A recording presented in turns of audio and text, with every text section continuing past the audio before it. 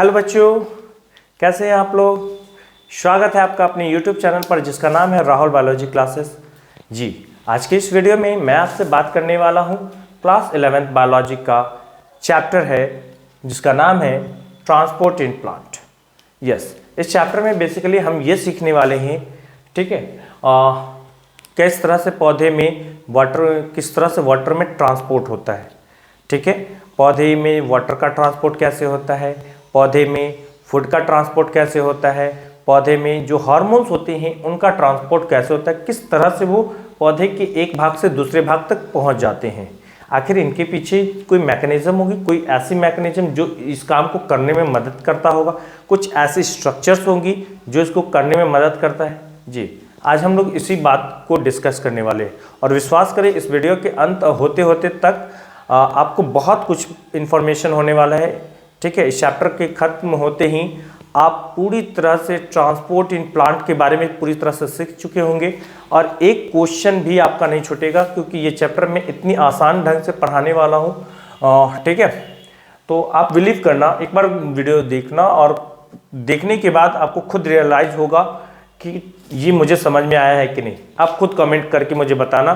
ठीक है, चलिए तो आज की सेशन को मैं स्टार्ट करता हूँ बिना समय गवाए हुए और चलिए स्टार्ट करते हैं इंट्रोडक्शन पार्ट से।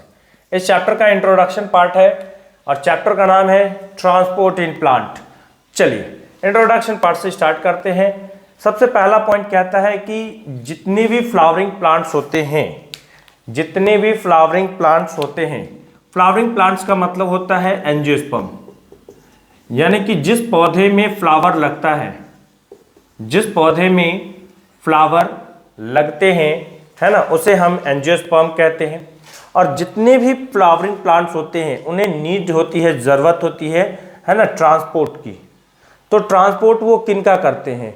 ट्रांसपोर्ट वो वाटर का करते हैं, ट्रांसपोर्ट वो मिनरल्स का करते हैं, ठीक है ना, वाटर का, मिनरल्स का, न्यूट्रिएंट्स का, और साथ ही साथ ग्रोथ रेगुलेटर का भी ट्रांसपोर्ट करते हैं। ये ग्रोथ रेगुलेटर्स क्या होते हैं? ग्रोथ रेगुलेटर्स को हम लोग कहते हैं हार्मोन्स।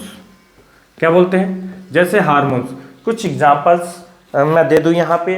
प्लांट हार्मोन के कुछ एग्जांपल्स हैं, ऑक्सिन हार्मोन, जिब्रेलिन्स हार्मोन, है ना, एथिलीन हार्मोन। ये कुछ एग्जांपल्स हैं जो प्लांट में बनते हैं और प्लांट के एक भाग से दूसरे भाग तक जाते हैं। चलिए, इतनी बातें समझ में आ गई होगी।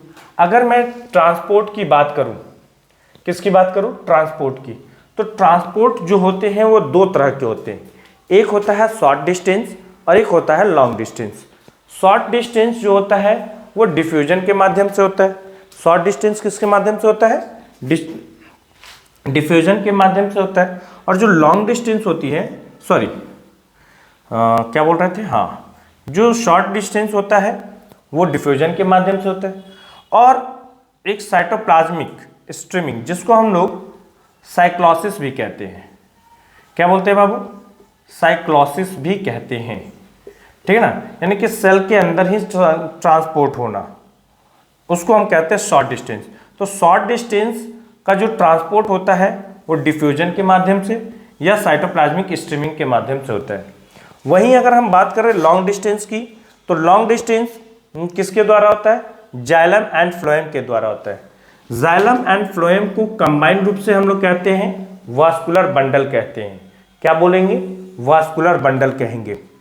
यहां पर मैंने लिखा है ट्रांसलोकेशन। ट्रांसलोकेशन का मतलब क्या होता है? ट्रांसलोकेशन का मतलब होता है कि कोई सब्सटेंस पौधे के एक भाग से दूसरे भाग तक पहुंचता है, उसे हम ट्रांसलोकेशन कहते हैं। जैसे समझना, मान लो ये पेड़ है और ये जड़ें हैं, ठीक है, ये जड़ें हैं।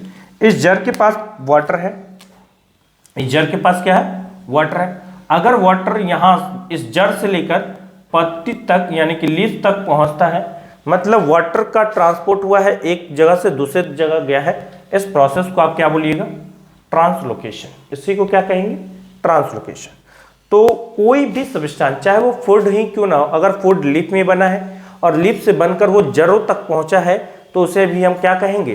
ट्रांसलोकेशन कहेंगे। चलिए, उसके बाद अगर हम बात करें ट्रांसपोर्ट की तो ट्रांसपोर्ट जो होती है, आप इसके टाइप्स की बात करोगे, ट्रांसपोर्ट के टाइप्स की, तो अगर सेलुलर लेवल पर होता है ट्रांसपोर्ट तो वो क्या होगा, विद इन द सेल। वो क्या होता है, सेल के अंदर अगर ट्रांसपोर्ट हो रहा है ना, सेल के अंदर ट्रांसपोर्ट हो रहा है, साइक्लोसिस स्ट्रीमिंग जिसको हम लोग बोलते हैं, तो ये सेलुलर लेवल पर ट्रांसपोर्ट होता है।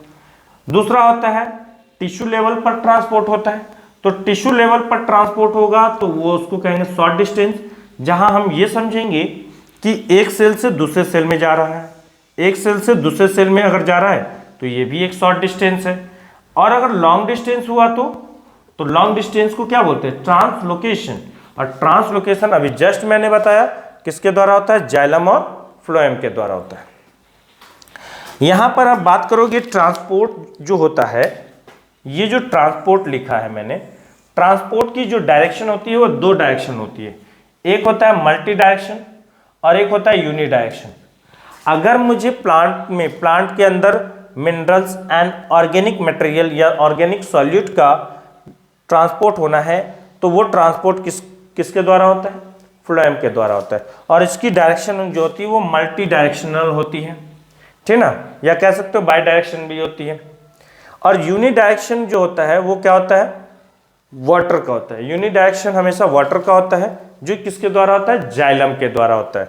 यहां पे आप समझना, वाटर का ट्रांसपोर्ट हमेशा रूट से लीफ की ओर होता है, इसीलिए ये हमेशा क्या होगा, यूनि डायरेक्शन होगा।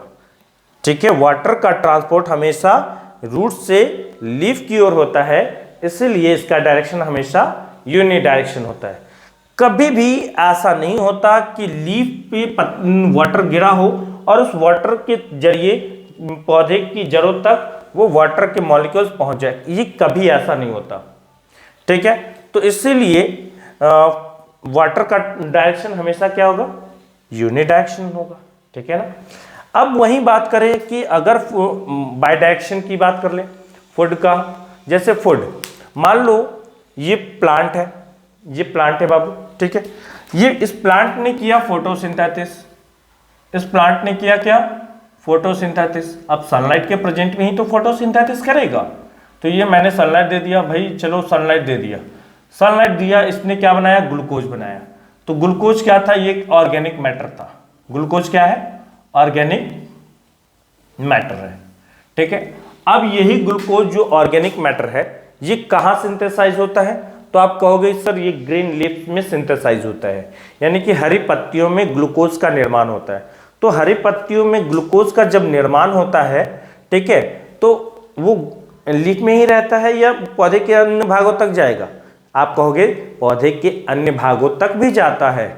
ठीक है, तो ये लीफ से कहाँ पहुंचा, export to all parts of plant. ठीक है ना, मतलब ये कि प्लांट्स के जितने भी पार्ट्स हैं उन सारे पार्ट्स तक इनके द्वारा, लीफ के द्वारा तैयार किया गया ग्लूकोज पहुंचता है। और इसमें शामिल किया गया है किसको, स्टोरेज ऑर्गन को। किसको शामिल किया गया है, स्टोरेज ऑर्गन को। ठीक है, अब यहाँ पर एक चीज और समझना जो कि बहुत ही जरूरी है, यहाँ पर मैंने एक टॉपिक लिखा है concept of transport in plant. तो ट्रांसपोर्ट का क्या काम है, सपोज करें जैसे मान लो ये पेड़ है, ये क्या है, पेड़ है, ठीक है ना। ओके, अगर मैं ये कहूं कि ये यहां का पार्ट जो है वो जो लीफ है, ये जो लीव्स है, ठीक है, ये फोटोसिंथेसिस कर रहा है और फोटोसिंथेसिस करके इसने ग्लूकोज बनाया।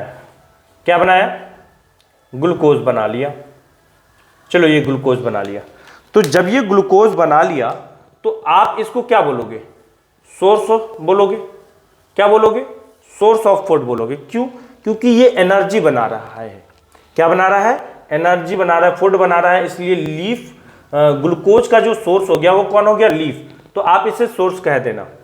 अब ये सोर्स जो बना, ठीक है, ये क्या अपने पास रखेगा फूड को, नहीं, आप कहोगे सर ये ट्रांसपोर्ट कर देगा पौधे के डिफरेंट पार्ट्स तक, मान लो जड़ों तक तो लेके जाएगा ना।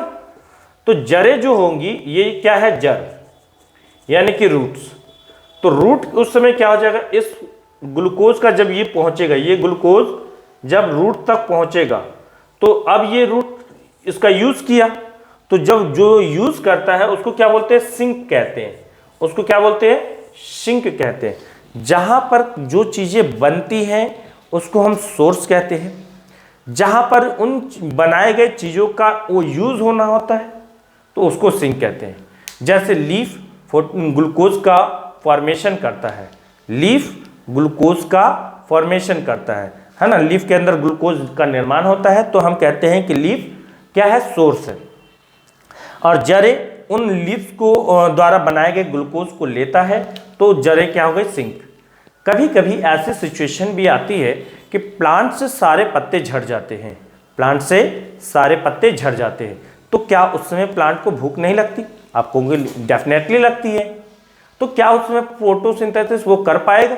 लीफ तो है नहीं, तो वो कैसे करेगा?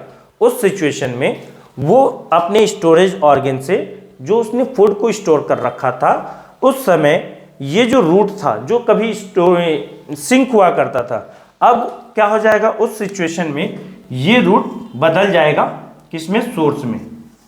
किसमें, सोर्स में बदल जाता है। ठीक है। एंड फाइनली जब इसको जरूरत होती है, जब ये ऑटम सीजन की मैं बात कर रहा हूं, उस समय प्लांट में तो लीफ नहीं है, तो प्लांट के अदर पार्ट को भूख लगा है, तो भूख लगा हुआ है तो कौन पहुंचाएगा food? Storage organ. Storage organ उस समय क्या बन जाता है, सोर्स बन जाता है। और जहां वो फूड का सप्लाई कर रहा होता है वो पार्ट क्या बन जाता है, सिंक बन जाता है। तो कभी कभी ऐसा होता है कि सोर्स सिंक बन जाता है और सिंस जो होता है, सिंक जो होता है वो सोर्स बन जाता है। ठीक है, ये था आपका इंट्रोडक्शन पार्ट। ठीक है, अगले वीडियो में मैं आपसे फिर मिलूंगा। अगर आपको ये हमारा वीडियो अच्छा लगता है, पसंद आता है, तो हमारे वीडियो को लाइक करें, सब्सक्राइब करें और ज़्यादा से ज़्यादा शेयर करें, जिससे कि हमारा अपकमिंग आने वाला जो वीडियो होगा वो आप लोग तक आसानी से और सबसे पहले पहुँचे। ठीक है, तब तक पढ़ते रहें, बढ़ते रहें। ओके।